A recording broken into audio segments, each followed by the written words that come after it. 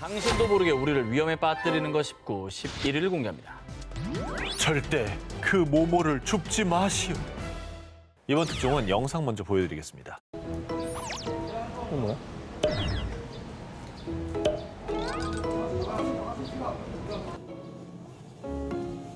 아유, 좋은 일이네요. 미담이네, 미담. 근데 우리나라에서만 거의 볼 수 있는 일이죠. 다 그냥 지나치는데 주워주죠, 우리는. 네. 이런 일이야 뭐 왕왕 있잖아요. 우리도 막 주워주잖아요, 사실. 이걸 K양심이라고 합니다. K 양식. 양심은 K죠. 보통 길에 떨어진 지갑을 찾아주는 건 미덕이라고 여겨지죠. 실제로 한 외국 너튜버가 실험 카메라를 진행한 결과 한국에서 길에 지갑을 떨어뜨렸을 때 분실률 제로. 28명 가운데 28명이 모두 지갑을 찾아줬다는데. 아, 대단하네. 그런데 이런 한국인의 양심을 이용해 신종 범죄가 발생. 누리꾼들이 두려움에 떨고 있다고 합니다. 또 미담도 이제 하지 말라는 겁니까? 그러니까. 2023년 5월 국내 누리꾼 A씨가 실제 경험한 사건입니다. 서울의 한 지하철역 출구를 지나던 A씨. 응? 지갑을 왜 일부러 떨어뜨리지? 한 중년 여성이 지갑을 떨어뜨리는 것을 목격했는데 그 여성이 일부러 지갑을 떨어뜨린 것처럼 보였다는데요. 하지만 자신이 잘못 본 거겠지 생각하고 넘겼는데 며칠 뒤 같은 장소에서 지갑을 떨어뜨리는 여성을 또다시 목격한 A씨. 뭐야? 그리고 다시 며칠 뒤 A씨는 같은 장소에서 세 번째 바닥에 떨어져 있는 지갑을 발견했습니다. 근데 저거는 다분히 의도적이죠. 3번이나 그것도 억지로 떨어뜨리는 느낌 받았다는 거는 실수는 아니죠. 누군가 실수로 잃어버렸다기엔 매번 비슷한 장소에서 발견되는 지갑. A씨의 경험담이 알려지자 누리꾼들은 은행 ATM 근처에 떨어진 지갑을 주워주었더니 지갑 주인이 돈이 없어졌다고 우겨서 곤혹스러웠어요. 아유, 징글징글하다. 카페에서 일할 때 분실된 카드 찾아줬더니 살해한다며 이상한 곳으로 끌고 가더라고요. 어머머, 미끼네, 미끼. 비슷한 사건들을 공유하며 절대로 길에 떨어진 지갑을 줍지 말라고 경고했습니다. 야, 이거 성의를 말이죠. 이런 식으로 갚네. 근데 이거 보고 있으면 진짜 별걸 다 조심해야 되는 것 같지 않아요? 아니, 저건 선행이잖아요. 그러니까. 우리가 자랑스럽게 여기는 K 양심인데 이걸 악용하는 건 진짜 악질적이다. 이건 내 마음이 너무 슬퍼진다. 뭐 아무것도 모른 척하고 살아야 되는 거 아니야, 그럼. 타인의 지갑을 찾아주는 미덕도 이제는 위협이 돼버린 시대. 앞으로는 떨어진 지갑을 보면 줍지 말고 유실물센터나 경찰에 먼저 신고하시기 바랍니다. 당신도 모르게 우리를 위험에 빠뜨리는 것 19, 12 공개합니다. 뭐뭐 함부로 남기지 마세요. 자, 지금 들려드리는 이야기는 요즘 흔히 발생하는 범죄 수법입니다. 식당을 운영하는 자영업자 A씨. 마트에서 결제를 하려고 보니 체크카드 결제가 막혀 당황했는데요. 원인은 최근 A씨의 계좌에 일면식도 없는 B씨가 입금한 10만 원 때문. 알고 보니 보이스피싱 피해자였고요. B씨가 A씨의 계좌를 대포 통장이라며 금융사기 계좌로 신고. 이로 인해 A씨 명의로 된 모든 통장이 동결. 어머. 돈을 찾을 수도 쓸 수 없는 지급 정지 상태가 됐던 겁니다. 이에 A씨는 은행, 경찰, 금융감독원에 연락해 억울함을 호소했지만 정확한 사건 정황 파악을 위해 A씨의 금융거래가 정상화되기까지는 최대 3개월이 소요되는 상황. 야, 이거 어떻게 해? 당장 생계의 위협을 느낀 A씨는 패닉에 빠졌습니다. 이건 뭐야? 지하철이니 버스니 다 카드 찍고 다니는데 그렇지. 그거 안 되면 아무것도 탈 수도 없어요. 아무것도 안 돼. 진짜 아무것도 못 하는 거야, 이거. 그러니까 두 분도 될 수 있어요, 그게. 그러네. 그런데 그때 A씨에게 온 메시지 하나. 저한테 돈 보내세요. 그럼 계좌 지급 정지 풀어드리겠습니다. 입금된 10만 원만 다시 돌려드리면 되는 거죠? 아니요. 300만 원 입금하세요. 사실 이 모든 상황은요, 계획한 사기로요. 자영업자인 A씨가 판매 대금을 계좌로 송금받기 위해 매장에 게시한 계좌번호를 이용. 일명 통장 협박이라는 신종 범죄 표적으로 삼은 겁니다. 와. 계좌번호를 저렇게 여기저기 게시하는 것 자체가 좀 위험해요, 사실. 저는 이게 사실 소름 돋았어요. 소름 돋지. 근데 이거 하나만 막히면 이 통장만 막히는 게 아니에요. 다 막히는 거니까. 모든 이 사람의 소유의 통장이 다 막히는 거예요. 아, 이거 너무 나쁘다. 진짜 위험하다. 자, 그런데 말입니다. 사기꾼에게 바로 합의금을 송금한다고 해도 통장 지급 정지가 해제되진 않습니다. 우와. 사기꾼에게 지급 정지를 해제할 자격이 없기 때문인데요. 그러니까 통장 협박 사기를 당하시더라도 절대 송금하지 마시고요. 즉각 경찰에 신고하고 해당 은행에 문의를 하셔야 합니다. 경찰 관계자는 범죄 예방을 위해 공개된 공간에 계좌번호, 연락처 등을 남기지 말라며 당부했습니다. 당신도 모르게 우리를 위험에 빠뜨리는 것 19. 4위 공개합니다. 친구에게 걸려온 영상통화의 비밀. 요즘은 은행에 직접 가지 않고도 PC나 모바일로 금융거래를 편리하게 할 수 있지만 간혹 영감처럼 인터넷 거래 자체를 믿지 못해가지고 직접 은행에 가서 하시는 분들 있잖아요. 살짝 시대에 뒤처져 보이지만 사실은 탁월한 선택일 수 있습니다. 나 잘한 거야? 그렇죠. 창구로 가는 거 나쁘지 않아요. 오호. 올해 5월에 중국에서 발생한 사건인데요. 어느 날 IT 업체 대표 구어 씨에게 걸려온 영상통화입니다. 니하오, 내가 좋은 경매 물건 발견했는데 내 계좌에 제한이 걸렸지 뭐야. 아니 나 대신 보증금 좀 대신 입금해 줄 수 있어? 냄새 나는데. 평소 무한실로했던 친구의 부탁에 구어 씨는 한 채 의심도 없이 430만 위안, 하나로 약 7억 7천만 원을 송금했습니다. 많이 됐다. 한석준 기자가 영상통화했으면 그 정도 안 쏩니까? 안 주죠. 예상대로네요. 아니, 줄 거예요? 아니, 미쳤어요? 와, 진짜 짜증나. 그리고 친구에게 메시지를 보냈습니다. 영상통화로 부탁한 돈 송금했어. 확인해봐. 그런데 친구로부터 온 충격적인 답장. 무슨 소리야? 내가 영상통화로 돈을 달라고 했다고? 금시초문인데? 사실 구어 씨에게 걸려온 영상통화 속 친구의 모습은 가짜였습니다. AI 얼굴 변환 프로그램을 활용한 사기, 일명 AI 피싱이었습니다.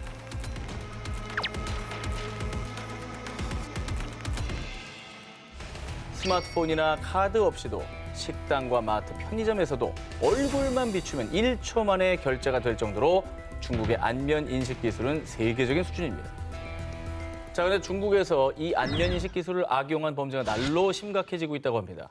구어 씨 또한 AI를 활용해 친구와 똑 닮은 얼굴을 하고 있던 모르는 사람에게 감쪽같이 속았던 건데요. 이에 구어 씨는 은행에 연락해 계좌를 동결하지만 약 10분의 시간 동안에 벌써 94만 위안, 하나로 약 1억 8천만 원이 빠져나간 뒤였습니다. 와, 빨리도 했다 진짜. 근데 진짜 아니 전 기자나 오 기자가 영상 통화를 하면서 얘기를 하면 그건 의심 안 할 것 같아요. 범죄자들은 피해자의 SNS에 게재된 동영상을 이용해 안면과 음성을 복제, 서로 친근한 사이인 것까지 미리 확인한 뒤 접근한다고 합니다.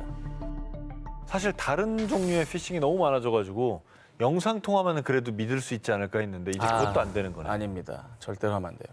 창구 잘 가시는 거예요. 저처럼 오세요. 네.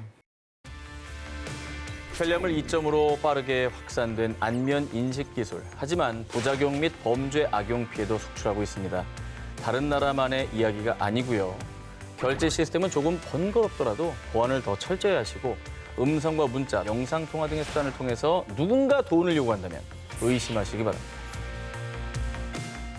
현재 점수가 정 기자님이 55점, 그리고 한 기자님이 45점으로요. 누가 1위를 하냐에 따라서 최종 1등이 결정이 됩니다. 저는 개인적으로 한 기자님을 응원합니다. 그렇지. 요즘 중국 여행이나 출장 준비하는 분들이 가장 많이 걱정하는 것이 있죠. 저기 저 건물 짱 멋있다. 군인들도 쫙 서 있고 국기 배경으로 잘 보이게 찍어야지. 자, 잠시 건물에 있겠습니다. 당신을 간첩 혐의로 체포하겠습니다. 뭐야? 중국에서는 사진만 잘못 찍어도 간첩 혐의를 받을 수 있다. 2023년 7월 중국의 반간첩법 개정으로 생겨난 현상입니다. 요약하면 국가 안보 및 국가 이익과 관련된 각종 문건과 정보 및 데이터의 정탐, 수집, 매수, 불법적인 제공을 간첩 행위로 규정한다는 건데요. 간첩으로 의심이 된다. 그럼 공안이 중국인, 외국인 가리지 않고 신분증과 소지품 검사 실시.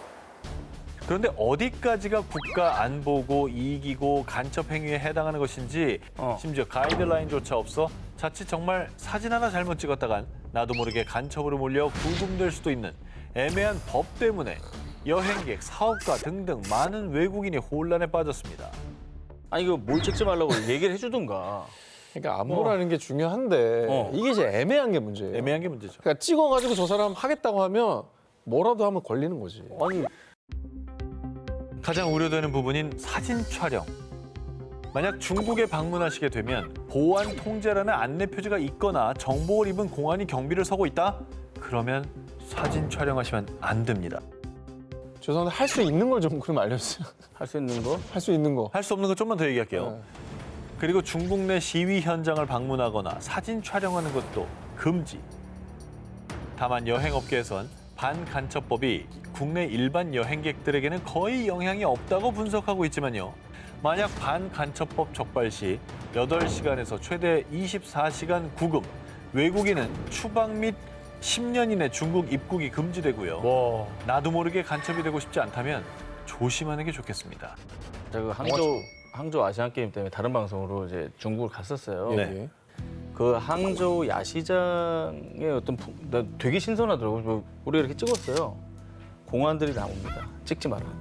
찍지 마세요. 그 내리라고. 근데 수많은 사람이 다 찍고 있지 않아요? 자기네들끼리 뭐 이렇게 셀카 찍고 이런 건 어느 정도 허용을 하는데 아, 촬영인가 뭔가 봐. 촬영을 하는 거는 찍지 마라. 아, 그럼 스마트폰 정도만 오케이고. 스마트폰도 뭔가 촬영 행위로 보면은 찍지 마라. 중국에서 살아남으려면 사진은 눈과 마음으로만 찍는 걸로. 당신의 도시는 안전합니까? 19, 15일을 공개합니다. 이게 장난이라고?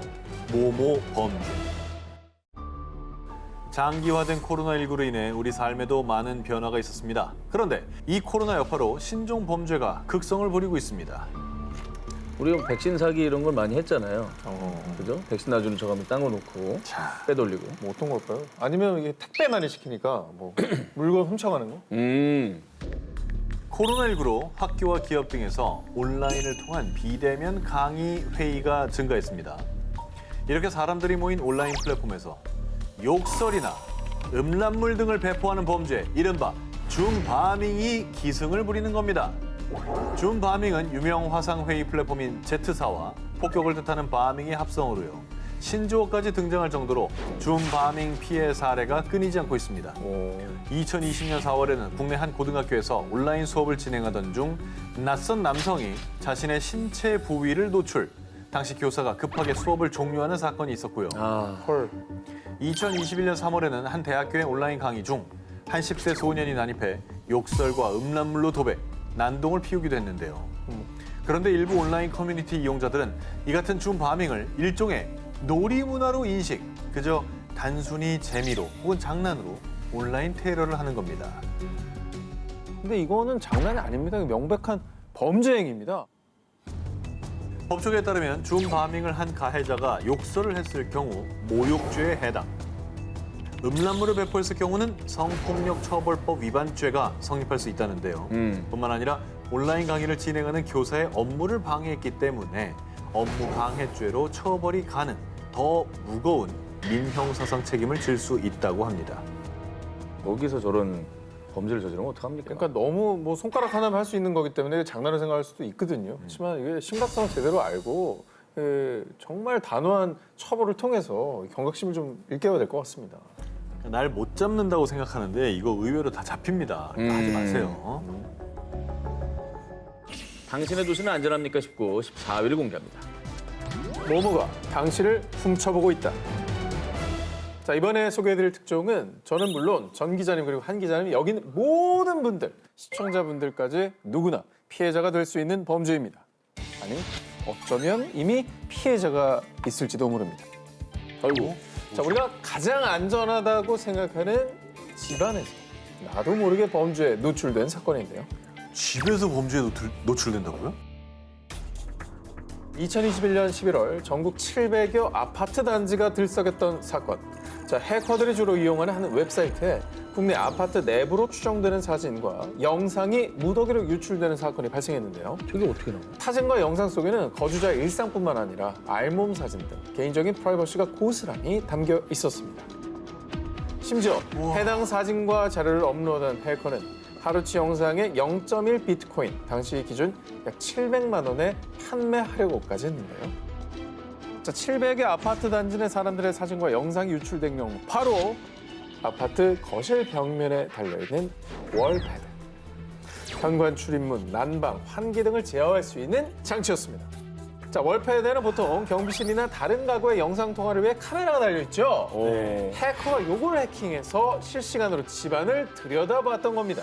심지어 아파트 단지 내 월패드들은 하나의 망으로 연결되어 있어 해커가 한 가구만 해킹을 해도 이걸 통해서 아파트 전체의 월패드를 조작하거나 데이터를 확보할 수 있는 취약점이 있었습니다. 별걸 다 해킹한다 진짜. 요즘에는 웬만한 아파트 저거 다 월패드 있잖아요. 아파트는 다 있다고 봐야죠. 네. 저게 문도 열리잖아요. 아, 저걸로 그러네. 해킹하면 문을 열 수가 있는 거예요. 그렇습니다. 아, 그러겠다. 침입이 그냥 가능한 거죠. 아니, 그럼 대처할 방법이 없나요? 이거 너무 불안한데요. 네. 다들 있는데. 해당 사건이 터지자 각종 아파트 커뮤니티에서는 월패드 카메라를 스티커 등으로 가린 인증샷, 저런 사진들이 화제였습니다. 논란이 커지자 과학기술정보통신부는 가구별 망 분리를 의무화하는 조치에 착수, 일부 월패드 업체도 보안 프로그램을 추가 설치하며 영상 외부 전송 차단 등 긴급 대처에 나섰는데요. 보안 전문가들은 월패드에 부착된 카메라를 항상 가려두고 이 비밀번호를 설정하라고 권장. 침해 사고가 발생하면 즉시 인터넷 침해 대응센터 118에 신고하라고 덧붙였습니다. 컴퓨터 캠이나 노트북 카메라는 이제 해킹 때문에 가려두는 사람들을 많이 봤거든요. 근데 집에 있는 월패드까지 가려야 되는지는 몰랐어요, 진짜. 어마어마하네요. 네. 생활의 편리함을 위한 기술의 발전이 되려 범죄에 악용되는 현실, 다시는 이 반복되지 않길 바라며 범인이 반드시 검거되길 바랍니다. 당신의 도시는 안전합니까? 19, 13위 공개합니다. 문 앞까지 온 위험. 이번 특종은 사진부터 먼저 보여드리겠습니다. 아, 저런 거 너무 무서워. 야, 지금 무슨 가루를 뿌려놓은 거죠? 방금 보신 모습은 현관문 잠금 장치에 붓을 이용해 밀가루를 바른 뒤 지문을 채취하려는 건데요. 자, 그런데 이게 말이죠. 경찰 과학수사대의 지문 감식 현장이 아닙니다. 과학수사대가 할 법한 전문 행동들을 그대로 범죄자가 하고 있었던 겁니다. 열쇠로 돌아가야 되나 싶다니까, 이런 거 보면은. 저게 이제 주로 사용하는 번호를 알아낸 다음에 그걸 이제 조합하려고 했던 거죠. 조합이 쉽잖아요. 6이면 뭐야? 4, 4, 3, 1, 6, 4, 24. 이 24가지밖에 없는 거 아니에요, 경우의 수가. 다 계산해봤구나, 미리. 아니, 원래 4개면 그래요. 몇 가지 수법이 있는 거야? 밀가루 갖고 다니는 거 아닙니까? 밀가루 아까 저기 대기실에 아까 몇 개 보이더라고. 흘려놨더라고. 뭘 털어가려고. 자, 2022년 4월 서울시에서 발생한 이 사건. 남성 B 씨가 직장 동료였던 여성 A 씨의 집에 침입하기 위해 밀가루와 붓을 이용해 현관문 비밀번호를 알아내려 했던 건데요. 20분간 계속된 침입 시도에 집안에 홀로 있던 A 씨는 공포에 떨어야만 했고요. A 씨에게 연락받은 남자친구가 찾아오자 B 씨는 도주를 시도. 결국 체포된 B 씨는 주거 침입과 스토킹 처벌법 위반 혐의로 입건됐습니다. 와, 집에 사람이 있는데 저렇게 한 거예요? 그렇습니다. 뭐 있는 점좀 모르니까. 너무 무섭다. 아니, 알고 한 거 같은데? 아, 근데 밀가루로 비밀번호를 알아낸다. 생각지도 못했습니다, 진짜로. 거의 뭐 CSI나 뭐 국정원에서 하는 수사 기법 아니에요? 자, 그런데요. 현관문 잠금 장치를 노린 범죄 수법은 이뿐만이 아니었습니다. 2022년 1월에서 3월까지 대전과 천안 일대 아파트에서 다수의 절도 사건이 발생했는데요. 이번에 도둑들의 범행 도구는 형광펜.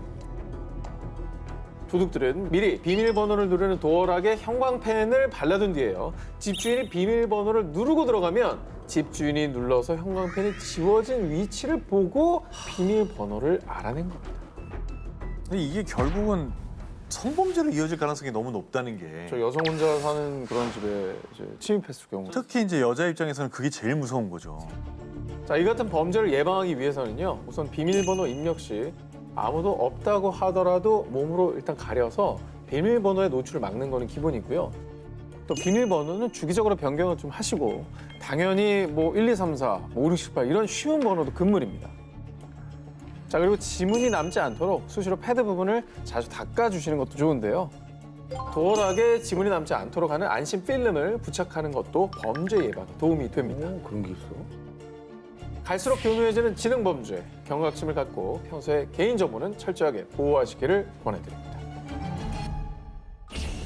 당신의 도시는 안전합니까 싶고 11위를 공개합니다. 유럽을 휩쓴 모모 테러. 2022년 4월 영국 19세 여성 에버 킬링은 친구들과 함께 한 바를 찾았습니다. 그런데 어느 순간 어지럽더니 구토를 했고 걷지도 못했어요. 이상 증세를 호소한 킬링. 친구들의 도움을 받아 겨우 귀가했는데요. 그리고 다음 날 갑자기 팔이 부어올라 병원을 찾은 킬링은 알 수 없는 무언가에 오염된 주사 바늘에 찔린 것을 확인했습니다. 어머, 몰래 또 무슨 약물 주입하고 그런 거 아닙니까? 그러니까 주사 테러 같이. 야, 그럼 뭐 구토가 걷지도 못할 정도면 이거 심각한 뭐 이상한 물질을 넣었나 보죠. 그리고 앞서서 2021년 10월 영국 친구들과 함께 클럽을 찾은 19세 여성 자라 오웬은 갑자기 블랙아웃. 집에 어떻게 왔는지 기억이 나지 않아요. 다리가 아파서 보니까 바늘에 찔린 자국이 있더라고요. 불행 중 다행으로 끔찍한 성범죄에 희생되진 않았지만요. 오웬 역시 정체불명의 주사바늘 테러 피해를 입었습니다. 아니 범행 수법이 동일하잖아요. 그러니까 뭐 여성들을 노리는 어떤 범죄 같은데. 그런데 이 두 사건은 빙산의 일각에 불과했습니다. 2021년 영국 2달간 주사기 테러 274건 발생. 헐. 2022년 프랑스 석 달간 주사기 관련 300건 이상 민원 접수. 이 밖에도 독일, 아일랜드, 스페인 등 유럽 곳곳에서 수백 건의 주사바늘 테러 신고가 접수됐습니다. 이 정도의 어떤 숫자면 한 사람의 소행이 아닌 걸로 보이는데 이게 근데 어떤 목적으로 왜 사람들 저렇게 찌르고 다니는 겁니까? 자, 유럽을 덮친 의문의 주사바늘 테러 사건에 각국에서 수사에 돌입했습니다. 대부분의 피해자가 어지러움, 구토 증상을 보이고 심할 경우 기절까지 했는데 문제는 피해자들을 찌른 범행 도구인 주사바늘은 전혀 발견되지 않았고요. 피해자들의 이상 증상을 유발한 약물의 정체도 확인 불가. 확인 불가래. 뭔지도 몰라. 나도 모르게 누가 찌르고 간다니까 이거 너무 공포스러운데요. 하지만 무엇보다 가장 큰 문제는 수백 명의 피해자가 발생했지만 주사바늘 테러의 배후, 범인에 대한 실마리조차 찾지 못했다는 겁니다. 단순한 장난이 아닐 수도 있다는 생각이 들고 그게 무서운 것 같아요. 대체 뭘 원하는 건지, 뭐 왜 자칫 이러는 건지. 인신매매나 성범죄로도 이어질 수 있는 충분한 개연성이 있거든요. 빨리 잡아야겠는데요. 그렇죠. 유럽을 덮친 의문의 주사바늘 테러는 여전히 계속되고 있는데요. 부디 하루빨리 범인이 잡히고 실체가 밝혀져 더 이상 피해자가 발생하지 않길 바랍니다. 당신의 도시는 안전합니까 싶고 9위를 공개합니다. 모모 만졌다가 마비? 이번 특종은 마치 도시 괴담에 나올 법한 끔찍한 스토리지만요. 더 이상 도시 괴담이 아닌 미국에서 현실로 일어난 끔찍한 실화입니다. 2022년 8월 16일 미국 텍사스주 휴스턴. 에린 밈스는 생일을 맞아 한 식당에서 남편과 생일 파티를 했는데요. 그리고 부부는 즐거운 마음으로 식당을 나와 주차장으로 향했습니다. 그런데 5분 뒤 밈스는 끔찍한 범죄의 희생자가 됐고 급히 병원으로 이송됐습니다. 5분 만에 범죄를 당했다고요? 5분 만에. 뭐 흔히 말하는 퍽치기 이런 건가요? 밈스가 쓰러진 이유 다름 아닌 쓰레기 때문이었습니다. 어? 차를 타기 전 조수석 손잡이에 휴지가 꽂혀 있는 걸 본 밈스. 대수롭지 않게 여기며 손으로 휴지를 주워 버렸습니다. 그리고 식당 화장실에서 손을 씻고 차로 돌아왔는데 그 순간 And maybe like 5 minutes, my whole arm started tingling, started feeling numb, and then I couldn't breathe. I started getting hot flashes, my chest was hurting, my heart was beating really fast. 민수의 팔 전체에 마비 증상이 오더니 급기야 발열과 호흡 곤란 증상까지 발생. 결국 민수는 병원으로 긴급 이송됐습니다. 도시 괴담 중에 이런 얘기 비슷한 얘기 많았잖아요. 그러니까 이게 그냥 현실판으로 벌어진 거네. 장갑을 끼고 다녀야 되나? 뭐 어떻게 해야 되는 거야 도대체? 열쇠 차고 장갑 끼고 이러다가 좀 어떻게 해야 됩니까? 옛날로 돌아가야 됩니다 이거. 밈스가 병원에서 소변, 혈액 검사 등 각종 검사를 실시한 결과 밈스의 증세는 급성 약물 중독. 더 큰 문제는 약물의 정체도 확인되지 않았다는 겁니다. 밈스를 노린 거예요? 아니면 묻지마 테러예요? 알 수 없죠. 그것조차도 알 수 없는 거죠. 아니 그러니까 보통 차에 전단지 같은 것도 많이 꽂혀 있고 다 빼서 뭐 쓰레기 버리잖아요. 있으면 그냥 버리게 되잖아요. 아 누가 여기다 꽂아놨어? 그러고 버리겠죠. 야, 이거는 그것도 아예 못 건들 거 아니에요. 이게 너무 무서우니까. 뭔지 모르니까. 내가 피해자가 될 수도 있는 거고. 밈스는 해당 사건을 자신의 SNS에 공유하며 앞으로는 밖에서 정체를 알 수 없는 쓰레기를 맨손으로 만지지 말라며 경고했는데요. 여러분, 앞으로 절대 쓰레기를 보더라도 맨손으로는 만지지 마시기 바랍니다. 당신의 도시는 안전합니까 싶고 6위를 공개합니다. 모모 게임으로 공포에 빠진 뉴욕.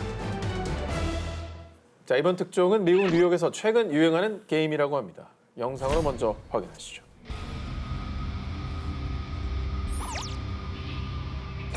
아우, 어머.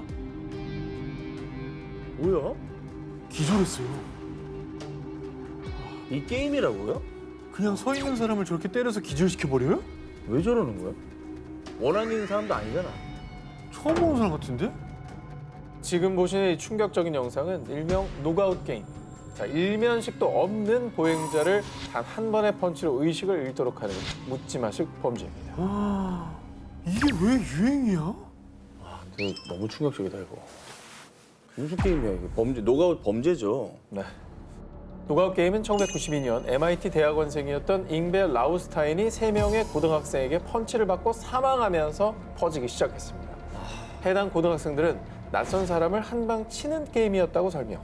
만약 단 한 번의 펀치로 상대방을 제압하지 못하면 다른 사람의 공격 대상이 되는 방식이었다고 설명했습니다. 이후 2013년 51세 마이클 다니엘스와 장애인 노숙자 랄프 산티아고 등이 노가웃 게임의 희생자가 되며 사망. 이외에도 2013년 한 해 동안 미국 전역에서 이 노가웃 게임이 유행했는데요. 이에 노가웃 폭행 억제법이라는 법안이 제출될 정도로 노가웃 게임은 당시 미국 내 사회 문제로도 떠올랐습니다. 그랬던 노가웃 게임 2022년 뉴욕에 또다시 재현됩니다. 전혀 모르는 사람한테 그냥 아무 이유 없이 억울하게 당하는 거잖아요. 피해자들이 대부분 등치 큰 뭐 힘 있는 사람들이 아니고 힘없는 좀 약자들일 거란 말이에요. 사람을 대상으로 하겠죠. 그죠? 최근 뉴욕에서 발생한 약 20건의 노가웃 게임 희생자들 중에는 30대와 50대 남성은 물론 74세 여성도 포함돼 있었는데요. 성별 불문, 나이 불문의 피해자들이 일면식도 없는 행인에게 도심 한복판, 쇼핑센터 등 백주대낮, 사람도 많은 곳에서 피해를 입은 것이었습니다. 이에 뉴욕 시민들은 뉴욕에 살기가 두렵다며 공포에 떨었는데요. 뭐 인적이 드문 곳에 가지 마세요. 이런 얘기도 할 수 없는 게 번잡한 데서도 저런 짓을 하니까 우리가 여행 가서도 당할 수 있는 거 아니에요? 그럼 이제 뉴욕은 뭐 얼마나 많은 사람들이 여행하는 곳입니까? 그렇죠. 아, 도대체 저런 게임을 왜 하는 거야? 형사사법대학 겸임 교수 마이클 알카사르는 이러한 폭행을 가하는 사람들은 정신적으로 문제가 있어서만은 아닙니다. 일상에서 느낀 분노와 지루함을 표출하는 거죠. 라고 의견을 밝히며 법 집행관들은 성범죄, 가정폭력 등 일부 범죄를 제외하고는 범죄자들을 불구속 수사하도록 한 일명 보석개혁법이 이 범죄자들을 더욱 대담하게 만들고 있다며 현행법을 꼬집기도 했습니다. 뉴욕 도시 전체를 공포로 몰아넣은 노가웃 게임, 뉴욕이 아닌 미국 전역으로 안타깝게도 퍼져나가고 있다고 하는데요. 게임이 아닌 잔인한 범죄임을 깨닫고 더는 일이 반복되지 않기를 바랍니다. 진범은 누군가 19, 16위 공개합니다. 모모가 밝혀낸 진범의 놀라운 정체. 2021년 10월 태국 묵다 한주 12세 A양이 한 남성에게 성폭행을 당해 임신과 출산까지 한 충격적인 사건이 일어났습니다. 당시 피해자 A양은요. 소푼 아저씨가 범인이에요. 남몰래 저를 끌고 갔다고요. 이웃에 살던 50대 남성 소폰을 범인으로 지목했습니다. 전 정말 억울합니다. 전 그런 파렴치한이 아니에요. 아니 이렇게 직접적으로 증언해서 지목을 했잖아요. 그 소녀가 뭐가 아쉬워가지고 진짜 특정인을 지목했겠어요. 말이 됩니까 이게? 이게 아이가 한 말이라고 저런 식으로 우겨서 덮으려고 하는 건데 사실 12세면은 증언이 그렇게 애라고만 말할 수는 없어요. 아니 이름을 기억했잖아. 그러니까 다 아는 거지. 아는 사람인 거지. 소폰이 끝까지 범행을 인정하지 않자 친자 확인을 위해서 경찰은 피해자 A양이 낳은 아이와 소폰의 DNA를 대조했습니다. 그런데 말입니다. DNA 검사 결과 피해자 A양의 아이와 소폰의 DNA는 불일치. 오, 자, 그러니까 DNA가 가리키는 범인은 소폰이 아니었던 겁니다. 범인을 좀 착각했다거나 아니면 다른 사람 이게 모를 수가 있나? 당황한 경찰은 수사망을 넓혀 피해자 A양의 주변 인물들을 조사했고요. 용의자들 DNA 검사를 통해 진범의 실체가 드러났습니다. 소름 돋는 DNA 검사 결과 피해자 A양이 낳은 딸과 DNA가 일치했던 단 한 사람. 그 진범은 다름 아닌 A양의 친아버지 B씨였습니다. 이건 또 뭐야? 그러면 왜 저 소폰이라는 사람은 왜? 아니 지금 소폰 얘기는 쏙 빼고 한번 생각해보자고. 아버지가 딸을 성폭행했다는 거 아니에요? 아 이것도 증언을 그럼 조작하기 위해서 아빠가 시켰나? 강제적으로? B씨의 범행이 너무나도 충격적이었던 탓일까요? 피해자 A양과 어머니는 DNA 증거에도 불구하고 B씨의 무죄를 주장하고 있다고 합니다. 나왔잖아. 뭐야? 아니 A양은 모를 수가 없잖아요. 하지만 DNA라는 명백한 증거가 있기 때문에 아버지 B씨는 결국 구속됐습니다.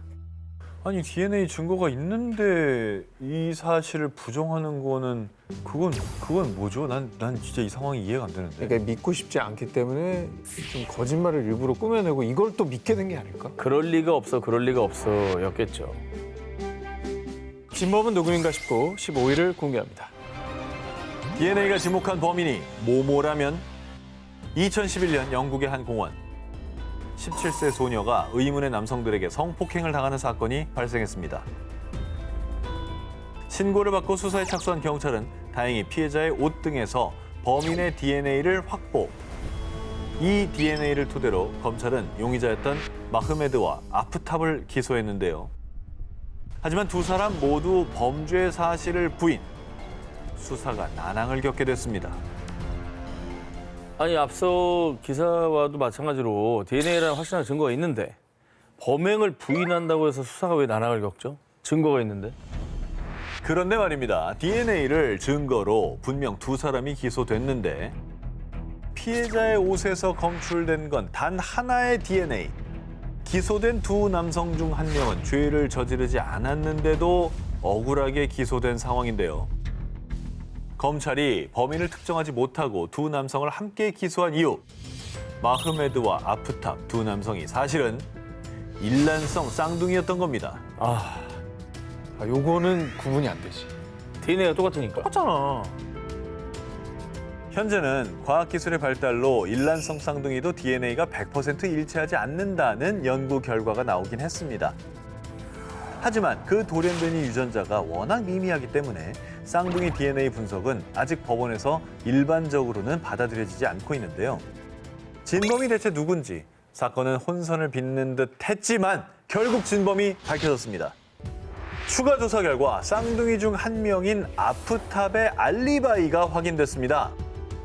범행 시각, 아프탑의 휴대폰 위치가 범행 장소가 아니었던 건데요. 그렇게 범행 현장에 있던 진범은 또 다른 쌍둥이 마흐메드인 것으로 밝혀졌고요. 결국 2014년 마흐메드는 징역 10년형을 선고받았습니다. 근데 형제인데도 진범이 바로 자수 안 한다. 그건 그렇네. 그지? 저 둘은 끝났다고 봐야 되겠네요. 그죠? 끝까지 빠져나가려고 그런 거잖아. 진범은 누구인가 싶고 14일 공개합니다. 2년 만에 깨어난 진실. 2020년 6월 미국 웨스트버지니아주의 한 주택가. 40대 여성 완다가 누군가에게 구타당해 피투성이가 돼 쓰러진 채로 발견됐습니다. 뒤늦게 병원에 옮겨졌지만 흉기에 머리를 가격당한 그녀는 심각한 부상으로 그만 식물인간 판정을 받고 말았습니다. 아이고. 이거 뭐 범인을 꼭 잡아야 될 텐데 뭐 증거 같은 게 안 나왔나요? 사실 경찰 조사 과정에서 유력한 범인으로 추정되는 사람이 딱 한 명이 있었습니다. 사건 당일 자정 무렵 사건 현장 문 앞에 서 있는 한 사람을 봤다는 목격자 진술이 있었는데요. 하지만 어디까지나 정황 증거였을 뿐 그 어떠한 직접적인 증거는 없었습니다. 그리고 용의자는 경찰의 범행 사실을 극구 부인. 오로지 피해자 완다의 진술만이 범인을 잡을 수 있는 유일한 증거였는데요. 그렇게 무려 2년의 세월이 흘러 사건이 미궁 속으로 빠질 무렵 2022년 6월 기적적으로 깨어난 피해자 완다. 모두가 그녀의 입을 주목했습니다. 그런데 완다가 지목한 범인의 뜻밖의 정체는 바로 범인은 오빠. 믿기 어렵겠지만 범인은 평소 완다와 사이가 좋지 않았던 친오빠 다니엘이었습니다. 우야. 다니엘은 동생을 흉기로 공격 후 방치. 사실 다니엘은 평소 폭력적인 성향과 목격자의 증언 때문에 사건 당시 유력한 용의자였었는데요.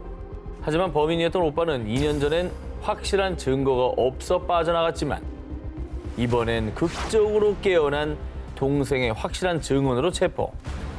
살인 미수 및 고의 상해 혐의로 기소됐습니다.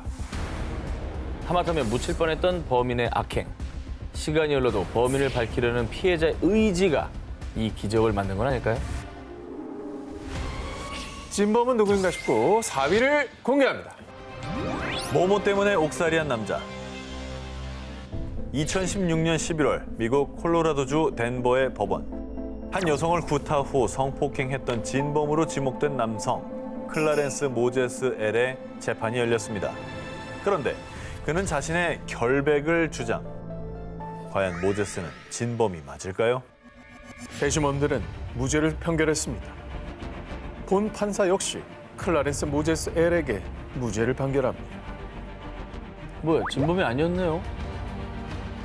그런데 사실 이번 재판은 유죄 판결을 뒤집은 재심 재판. 모제스는 무려 30년 가까이 자신이 진범이 아님을 주장해왔습니다. 아이고. 그에게 악몽이 시작된 건 1987년 한 여성이 LC, 얼, 다널이란 세 사람에게 성폭행을 당했다며 경찰에 신고. 그런데 며칠 뒤 경찰에 체포된 것은 비슷한 이름을 가진 클라렌스 모제스 L이었습니다. 그가 범인으로 지목된 이유는 정말 뜻밖이었습니다. 내가 봤어요. 내 꿈에 나왔다고요. 당황스럽다, 정말. 당황스러워. 정말 황당하다. 아 근데 이거는 경찰이 일단 그 사람 체포한 것도 황당한데 판결이 나왔던 거잖아. 꿈 말고 어떤 진범의 흔적이 있습니까? 그러니까 알리바이라는 것도 있잖아. 어. 당시 경찰은 꿈에서 가해자를 봤다는 증언을 믿었고요. 왜 믿어? 제대로 된 수사 없이 그를 범인으로 특정. 덕분에 모제스는 1988년 성폭행 혐의로 징역 48년을 선고받았습니다. 미쳤나 봐. 심지어 1995년엔 모제스 측이 무죄 입증을 위해 피해자 옷 등 증거물에 있는 DNA 검사를 의뢰했는데요.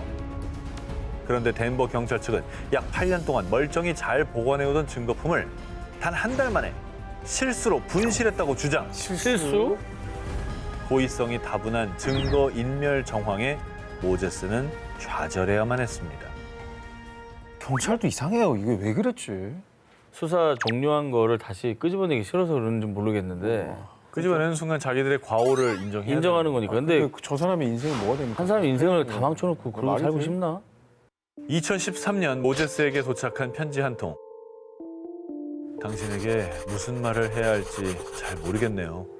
그들이 나를 만나게 하세요. 때가 됐어요. 편지를 보낸 이는 과거 모제스의 이웃이자 성폭행 혐의로 수감 중인 LC 잭슨. 아이고. 피해자가 처음에 언급했던 세 남성 LC, 얼, 다널 이들 중에 한 명과 일치했는데요. LC 잭슨은 자신이 진범임을 무려 26년 만에 고백. 억울하게 옥살이를 했던 모제스는요.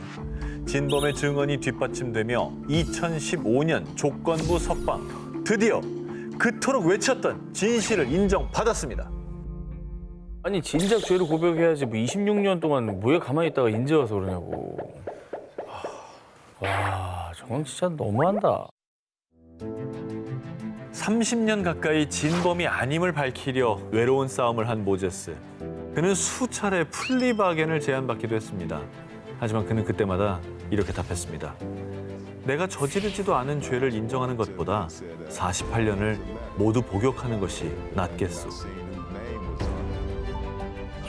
진범은 누구인가 싶고 3위를 공개합니다. 억울한 사형수의 모모. 1961년 영국 버킹엄셔 A6 도로 복면을 쓴 강도가 한 차량을 습격, 36살 남성 그레스텐을 살해하고 22살 여성 스토리를 강간한 뒤 도주하는 사건이 발생했습니다. 그리고 사건 발생 2달여 만에 용의자 헨리티가 체포됐는데요. 범행에 사용된 총기와 빈 탄창이 한 호텔에서 발견됐는데 절도 전과가 있는 헨리티가 그 호텔에 가명으로 투숙한 게 확인된 겁니다. 그리고 피해자 스토리의 속옷에서 O형 혈액형이 검출됐는데요. 헨리티의 혈액형도 O형. 알리바이를 입증하지 못한 헨리티는 결국 법정에 서야 했습니다. 그러니까 이제 이런 정황들이 또 나왔고 뭐 가명으로 호텔에 투숙한 것도 의심스럽고 뭔가 나오긴 했는데 혈액형은 확률상 4분의 1입니다. 부족하거든요. 당시 헨리티의 변호인은요. 헨리티는 강도, 살인, 폭행 전과도 없고 무엇보다 범행 동기가 없습니다. 또 범행 도구에서 헨리티의 지문이 발견되지도 않았다며 헨리티의 무죄를 주장했습니다. 하지만 피해자 스토리는요. 런던 특유의 말투와 차가운 목소리, 저 파란 눈동자까지 기억나요. 저 사람이 범인이 확실하다고요. 스토리의 확신에 찬 증언으로 인해 헨리티는 결국 사형 선고를 받았습니다. 사형? 이거는 피해자가 그냥 저 사람이라고 했잖아. 특정을 했죠. 그러면 지목이 된 거고 영향을 안 끼칠 수 있나요? 사형 선고 직후 헨리티의 무죄를 주장하며 재수사를 요구하는 일명 A6 변호위원회가 꾸려졌는데요. 수많은 정치인과 법인권운동가, 저널리스트는 물론이고 존 레논 부부도 헨리티 가족을 만나 격려. 형 집행 정지 탄원에는 무려 9만여 명이 서명했습니다. 당시 수많은 영국인이 헨리티는 무죄라고 믿었는데요. 하지만 내가 원하는 건 단 하나입니다. 제 누명을 벗겨주세요. 헨리티의 말은 유언이 됐습니다. 아이고. 끝내 사형은 집행됐죠. 아니 죽기 직전에까지 저런 말을 했다는 게 나는 굉장히 불안하네요. 이게 뭐 나중에 뭔가 밝혀지더라도 이거는 이제 돌이킬 수 없는 일이 돼버린 거죠. 결국 사건 발생 36년 만인 1997년 재심이 결정됐습니다. 그 사이에 과학기술이 발전하며 DNA 대조가 가능해졌고요. 1999년 경찰이 피해자 스토리의 속옷에서 DNA를 추출하는 데 성공. DNA 대조 결과, 그 결과는 말이죠. DNA 일치였습니다. 뭐야? 헨리티가 맞았습니다. 이 진범이 맞았던 거예요, 그러면? 네. 뭐가 억울한 거야, 그러면? 결국 40여 년간 논란이었던 A6 도로 살인 사건의 진범은 헨리티라는 것이 확인됐습니다. 진짜. 충격의 말을 못 잇고 있군요. 이거는 그냥 너무 수많은 충격이다, 대중을 기만한 죄까지 추가해야 되겠네. 이거. 목격자한테 얼마나 또 비난했겠어. 네가 눈만 보고 알아? 대중들이 그 피해자를 오히려 2차 가해했을 거라고. 수많은 영국인을 농락한 살인자 헨리티. 40여 년 만에 진실이 밝혀진 뒤 피해자 스토리는 이런 말을 남겼습니다. 헨리티가 살아들어 범인이라고 털어놔도 사람들은 믿지 않을 거예요. 사람들은 보고 싶은 대로 보고 믿고 싶은 대로 믿으니까요. had nothing to do with me. 진범은 누구인가 싶고 2위를 공개합니다. 백작 가문 살인 사건의 범인을 찾아라. 1974년 11월 7일 이 사건은 영국을 발칵 뒤집은 백작 가문의 유모 살인 사건. 그런데 호주에서 백작 가문 살인 사건 범인을 잡았습니다. 그 범인 해변가에서 히피 행사를 했어요. 사건 발생 후 약 40년 동안 호주, 아일랜드, 네덜란드, 모잠비크 등에서 범인을 봤다는 목격담이 무려 70건 이상 끊임없이 이어졌습니다. 꽤나 유명한 사람이었나 봐요, 범인이. 40년 동안이나 증언이 나왔습니다. 그러니까. 한때 영화 007 시리즈 제임스 본드 역할로 물망에 오르며 화제를 모았던 주인공이자 다름 아닌 백작 가문의 주인 7대 룩한 백작 리처드 존 빙엄입니다. 그는 명문가의 백작이었지만 실상은 도박 중독에 빚까지 있던 상황. 사건 당시 아내 베로니카와 갈등 끝에 이혼한 뒤 양육권마저 빼앗겼는데요. 아내 베로니카의 증언에 따르면 사건 당일 밤 술에 취한 루칸 백작이 흉기를 들고 찾아왔고요. 어두운 지하실에서 유모를 아내로 착각해 살인. 뒤늦게 현장을 목격한 아내마저 공격했지만 그녀는 겨우 탈출해 목숨을 건졌다고 합니다. 어우. 이후 루칸 백작은 이스트 서섹스 뉴헤이븐에 위치한 지인의 집을 방문. 아내가 살인 총법자를 고용했어. 아마 거짓말을 해댈 거야. 라는 말을 남긴 뒤 다음날 지인의 집을 떠났습니다. 그리고 지인의 집 인근에서 루칸 백작의 차를 발견. 차에선 범행에 사용된 흉기와 혈흔이 발견됐지만 이것이 경찰 조사로 밝혀진 공식적인 마지막 행적이었습니다. 야, 이게 차에서 흉기가 나왔으니까 아내가 말한 증언이 사실일 가능성이 되게 높은 거잖아요. 그래서인지 이듬해 영국 경찰은 루칸 백작을 범인으로 발표.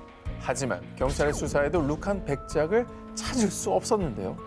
그러자 경찰 내부에선 이 귀족 카르텔이 루칸 백작을 돕고 있다라는 주장도 제기. 아, 그럴 수 있겠네요. 뿐만 아니라 2007년 뉴질랜드 언론들은 영국 출신 노숙자 로저 우드게이트, 루칸 백작이라고 보도. 그가 루칸 백작이 사라진 1974년에 뉴질랜드에 도착했으며 상류층 언어를 구사했다는 점을 든 건데요. 이외에도 수많은 목격설이 등장했지만 정작 아내 베로니카는 루칸 백작의 생존설을 부인. 백작은 외국어를 할 줄 모르고 뼛속까지 영국 귀족이라는 이유. 그리고 보트에 대한 지식이 뛰어난 점, 또 수사에 대한 압박 등으로 강에 뛰어들어 프로펠러를 통해 목숨을 끊었을 거라고 주장했고요.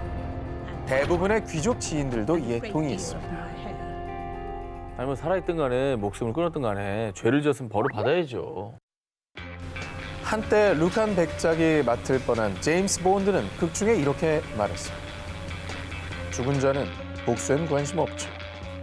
다만 이 범인의 결말을 밝혀줘야 하지 않을까요?